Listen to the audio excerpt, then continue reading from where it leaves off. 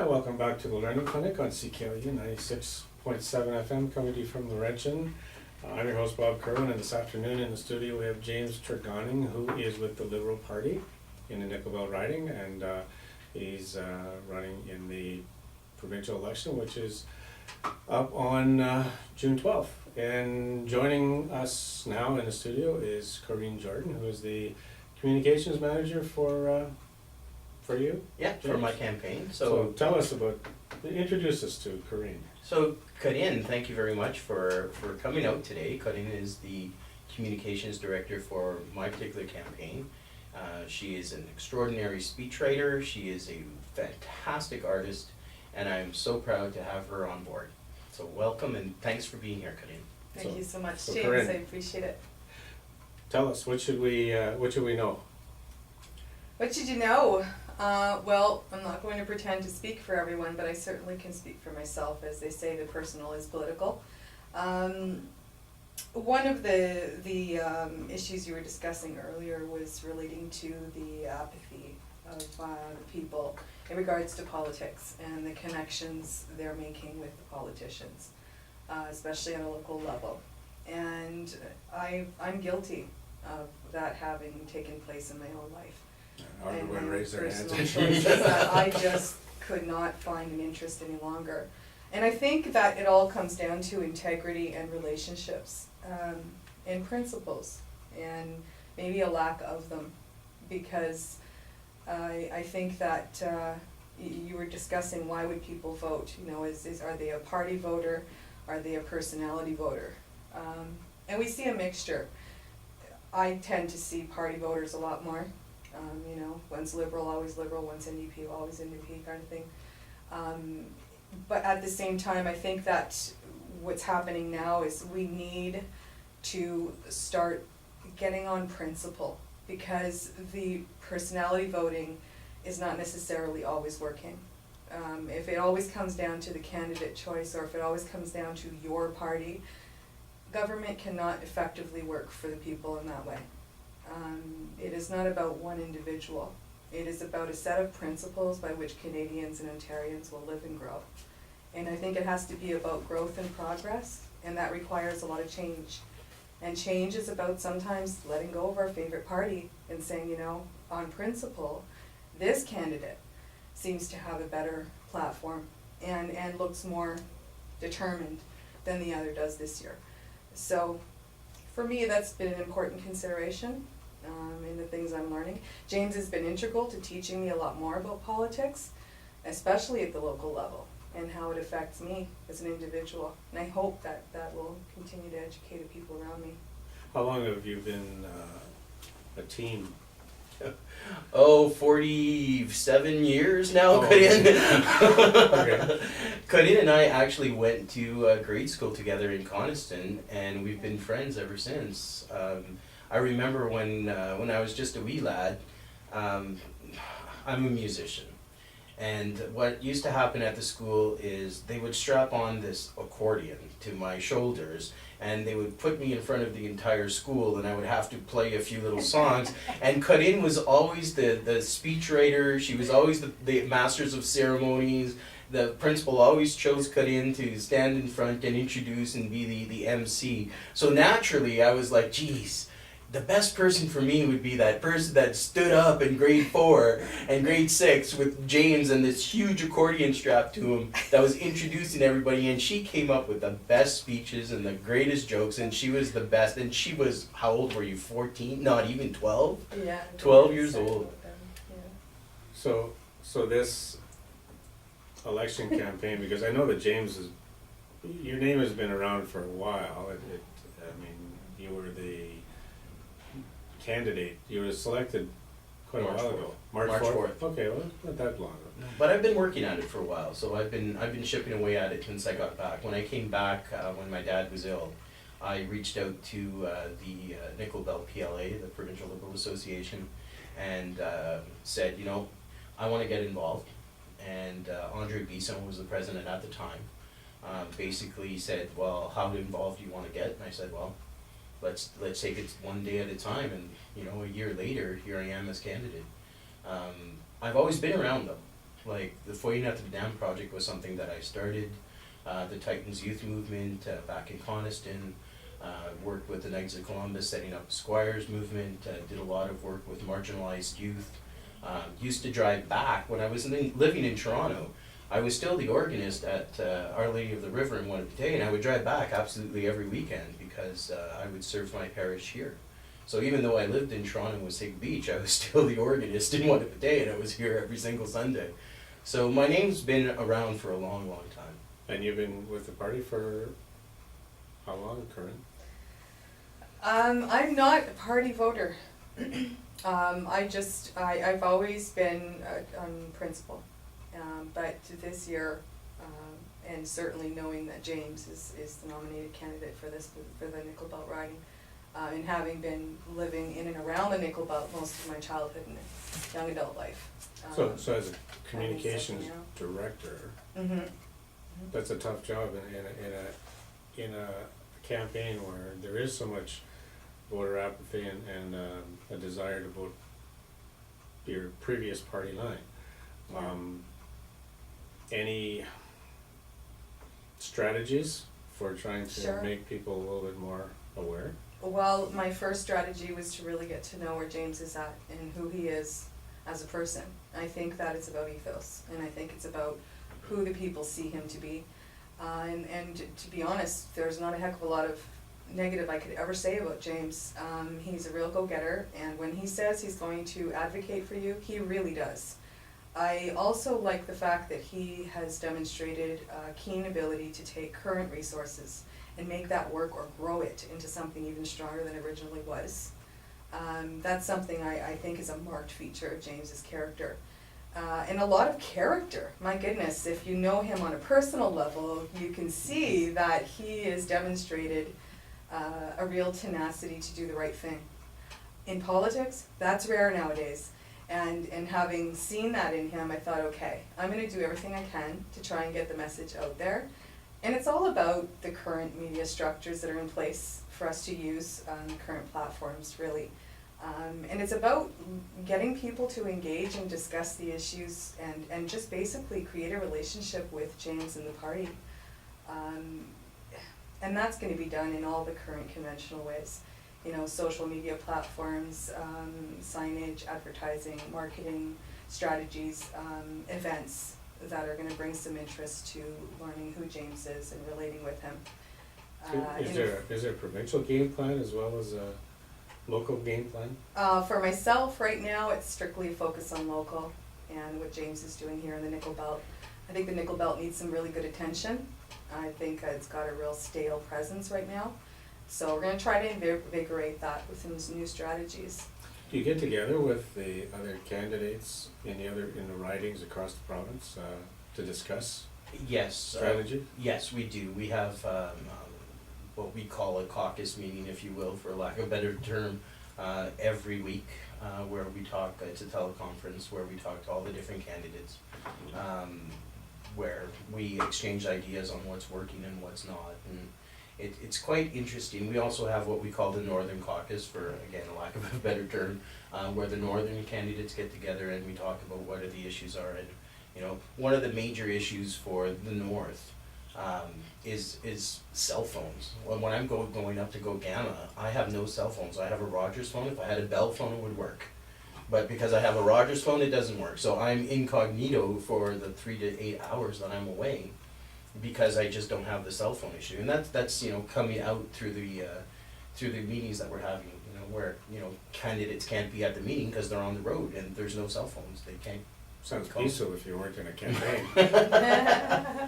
So it does seem though that there has to be a coordinated effort provincially, because I guess you can't There is. have somebody in one riding saying something that's totally off the wall compared to what the principles are. Yeah, that's exactly it. One of the things that Corinne is doing though is that she's localizing, as we talked about Right. earlier, and that's really what politics is all about, in my opinion, is how do you take the big issues that are coming down from Toronto, like when we get our this is the word of the day type thing from Communication Central and saying, okay, today you've got a campaign on this particular issue.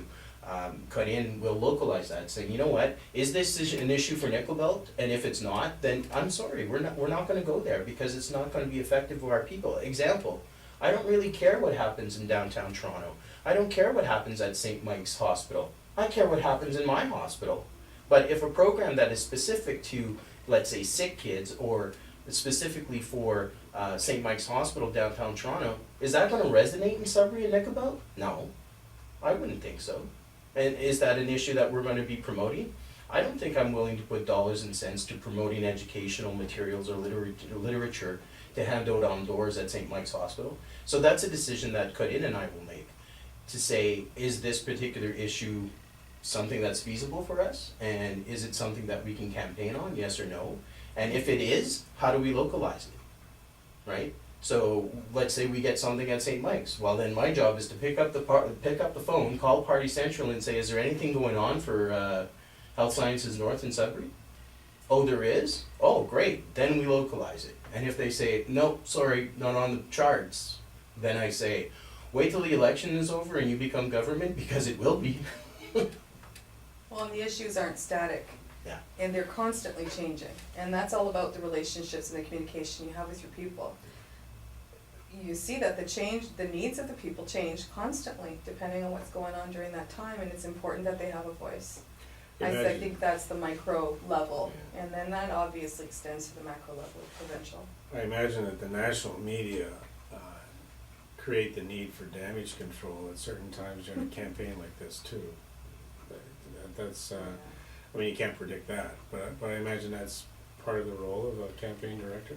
Well, The I'd say communications incredible, director? I spend a lot of time looking at the comments on different posts that are made online about different candidates, and it's incredible the amount of poison and misinformation that the public receives if they trust those comments to have any truth to them. The reality is that it's become a winners and losers game, and we need to get away from the winning and losing and start Yeah. looking at growth and progress. Winning and losing is not politics, it's a game. So I think that for myself, seeing what I see, that's the part of it I got disappointed with and got very cynical about and pulled away from my interest in it whatsoever. And you know, Cut-In, this is where, you know, Cut-In, you had mentioned that you're not a party person, you're an individual. And this is my work with Cut-In. It was by talking to her saying, you know what, politics is not about winning, it's not about losing. It's about growth, it's about progress. That's what politics is about. We've got to get away, and I know I mentioned this before, but it's very important. We have to get away from this, it's you or me. It's not adversarial. Politics is about the people. Politics is about growth and progress. The only way to grow and to progress is to ... And those three little dots is what politics is. And is what leadership is. And that's the important part, is what leadership is. Who locally can best bring forth growth and progress? Absolutely. That's I agree. politics. Mhm. And I guess that's where you get into this whole perception by the older generation that has always voted a certain color, that just basically says it doesn't matter. Doesn't matter who gets in there locally, whoever gets in the position of power, everybody's gonna disagree with them anyway. You know, It's how you work together, and you this know, is, it's changing a culture, right? And that's very difficult to do. We all know that changing a culture is not gonna happen overnight. But somebody's gotta step up to the plate and say, it's time we start doing it. You know, and it's a matter about talking about it and getting people to believe that, you know what, we've gotta step away from that. And if you believe that, then you will. One of the things that you probably notice from me is I don't talk against another candidate. I don't think they're my opponents. I think they are my colleagues. We have different points of view, that's fine. But they are not opponents, they are colleagues. so you're offering a choice. Exactly, and that's what politics is. Who can best lead me or lead the growth and progress of my area? Now, does a person who is voting for the individual, this is for both of you here now, if you can convince enough voters to vote for an individual because you're the best individual, but you're not the party in power, there's an advantage to being part of the party in power, isn't there? So Absolutely. now you get this prediction that you're trying to make as to who you're gonna vote in because you think the party's gonna win, so that you now have the power of And the that's majority. why, and that's why I say that I think that voting on principle is the most important thing. Principle will ensure, regardless of who is the biggest party in power at that time, it will ensure that everyone is on the same note. It, no matter what, it reflects the trends and the culture in that subset at that time. And that's really a culture that cannot present itself with integrity and truth, cannot have its needs met, because you're gonna get something else for something that you weren't being truthful about. It can't be about trends, it has to be about the current truth about that culture and what it needs. If I have learned anything, it's that communication and integrity in that communication, and making sure it's very clear and direct, and it's getting to the people in question. Now, there's no question, politics is all about selling a platform and trying very hard to be the one who's going to make those decisions for you at Parliament, period. And people need to be able to find a way to get to truly know the individual who is representing them. And I think that's what's lacking. We spend too much time in the veneer and we don't look deeply enough to who they really are. What does their life say about them as a person? How far are they willing to take this message? And is the message they're providing even true? So for me, it's important that I reflect the truth of what I see in James, that incredible integrity, that drive and passion, gets very passionate and excited about issues, especially when he hears what the people want. And when he's able to know what information he needs to bring, he brings it. He will do everything in his power to do so. So at the risk of sounding very promotional, I know this to be true about James. So this is why I support him a great deal. And he's supporting me. I'm actually obtaining a tremendous education by knowing him and working with him. And it's helping me be an engaged voter. You can be reassured that I am going to be that this year. And that's changed as a result of the things he shared with me. Because there is things we can do. And I think that the lack of interest with the people, they can't complain if they're not showing a true engagement with their politicians. You know, your question, Bob, if I can jump in here, is such a great question, and I'd really love to hear from Angelina's answer to that question. You know, I really would, because she has campaigned for many years and has never had a seat within government. And I'm not complaining about that. I'm not, you know, speaking badly about France, but she has been very successful in exactly what you were asking. And I would really like to have her answer that question. I would love to hear that from France. No, I'm pretty sure that she will be on the show within the next couple of weeks. So is it possible, like this is the dreamer part of me, is it possible for us to have principle-centered government where everybody sitting in the legislature is making decisions based on government and not on principle and not what the party line is? Well, you know, That's such a good That's question. a culture that has to change too, isn't it? Yeah, the cultural issue, that is such a good question, and as you know, hard to answer. I would hope the answer is yes at one day, but when you're talking about cultural changes, right, it's a very difficult thing to switch. You can't just flip a switch, right? You know, if you look at industry, or if you look at a corporate structure, policies and procedures, that's easy to change. You rescind, you write a new policy, and this is what we're doing today. That's easy. That's the easy part. The hard part is getting your workers, your people, to believe in the policy. That's the cultural part, and that sometimes takes a lot of years to shift. And it's the same thing in politics. If you're talking about switching from a political party stand to an individual stand, again, that's a very difficult thing to do. Again, we bring it back to the spectrum that we were talking about the PCs over on the right and the NDPs over on the left and the Liberals right in the middle. I truly believe that the Liberals who are right in the middle of this, because they lean to the left and because they can lean to the right, they actually are that integrity, that piece of the puzzle that brings forth the individualism, that brings forth the local issues. That's what I believe, and that's why I chose to become Liberal, is because you have that particular momentum that you can look. You've got your red Tories, you've got your, blue Liberals, if you will, but you do have that, for lack of better term, shades of gray between your both ends of the spectrum. So what's happening over the next 4 weeks? Communication director? Well, we're just trying to nail down some strategies now. We're looking at, getting the campaign offices opened up so that the people will have a place to come and build that relationship with James, and looking at all of the media strategies that we're going to be using in the next while to be able to communicate with the public. This is all about developing relationships right now, and how many connections we can make with the people and get them engaged. We want to hear what they have to say. It's important that we don't lose sight of what needs to be done here. We need to discover and understand whether or not it's time for a complete and total change in the nickel belt riding. This is about, we've done something over and over again for a very long time, and it's getting stale and old. Maybe if we take an alternative measure, we'll be able to see some different growth happening in our area. And that's what this is all about. This isn't about stomping someone out. This is about allowing change and growth to happen. So for the last 43 years, the NDP have held nickel belt. And the question that a lot of people are asking is, well, what have they done? And I'm not speaking badly about that. I'm just relaying the information that I'm getting.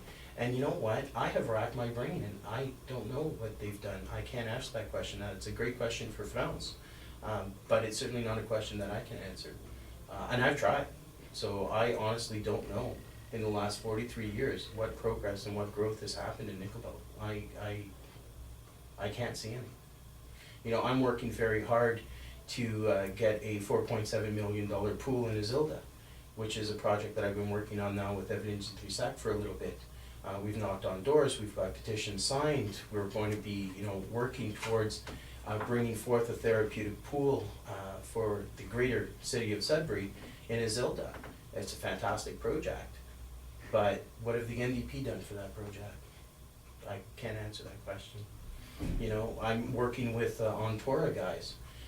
The Ontora, I don't know if you know that organization or not, but there are a lot of people in the valley that belong to it, and they're advocating for changes to the Public Lands Act because of the road closure, the access road closure, and they can't access lakes and crown land for hunting and fishing. These guys have a huge point that needs to be brought forth. And I'm very glad to be one of the advocates that I was working with Dave Orazzetti in order to change some of the decisions that were made regarding access road closures. And how do we fix that in the future? Again, the Ontora guys went to Financial Union's office and unfortunately were turned down for some reason. And I don't know what those reasons are. They may be valid reasons, I'm sure, but I don't know what they are. They turned around, came to me, and I said, you know what, guys, you've got a really big point. Let's work on it. And I'm very proud to be working with them to do that. But again, it's not about bashing. It's not about putting someone down. It's about bringing forth the facts and bringing forth the growth and the opportunity for growth and the progress that needs to happen. That's what it's all about for me. the nickel belt riding's issues don't necessarily reflect a very glamorous platform or vision. It's the nickel belt. These are northern communities. We have different culture, a different way of thinking, and a different way of doing things. And I think it's a beautiful part of our heritage, this small town feel that I think is necessary to maintain, even in some aspects. I've always thought that Sudbury reflects that environment very well and shows that culture sort of seeping in a bit. That we still have that small town feel, that really personable approach to life. And I personally don't want to see us lose sight of that. But it's not as glamorous at Parliament. It's not as big and showy as some stuff in Toronto might be. But it's still so important. We don't want to chase our youth out of this area. Some very famous people have come out of these areas because we can, get those principles and characters built in those communities, because they're different than the big bad world right now. So I think that for me, at least on a personal level, because of the lack of glamour surrounding these issues, they may not get as much attention. And that's where I think the platform needs to be dealt with differently. More attention needs to be brought to it. It's not, this is about what's integral to our culture. Not only in the nickel belt riding, but in the Sudbury End area and moving beyond that. Again, if you deal with it on a micro level and you do that in several pockets, you've got a pretty nice pool. And that's where I'm looking at it. And I think James too is just keeping that focus down to, it may not seem important to you, but it's not being talked about and no one is mentioning it. That's not government. That isn't dealing with what the people need right now. We have to That's talk the about it. problem with the current party And in you know, power, so. tying that back, when we have our caucus meetings, sometimes candidates now, would actually show up. And a lot of times, the issues for nickel belt, like Corinne is saying, are not glamorous ones. They are pretty contentious sometimes. But they criticize me and they will say, we can't go there. And I'm like, we have to go there. It's not that we can't go there. We have to start talking about it and we have to find solutions for it.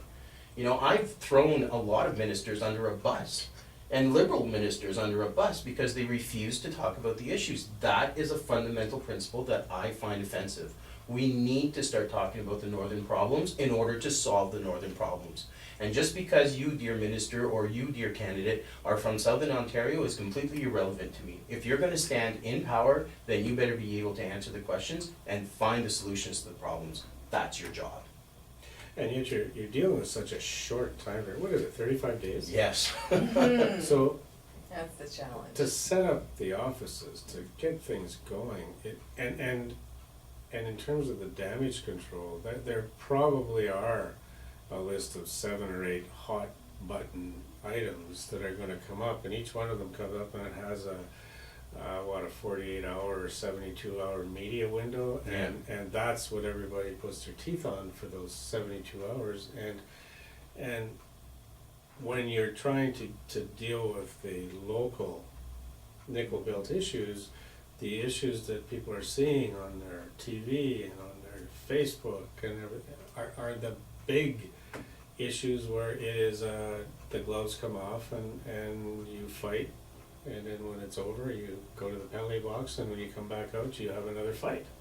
And it's like, and this isn't, I don't know the answer to this. It's just the ordinary person wants to listen to all of the issues, but you can't hear it for the big noise that's coming through the national and Ontario media, and it's you're going to find even locally, unless you're controversial, you probably don't even get anybody paying attention to you. That's right. This is not a controversial radio show.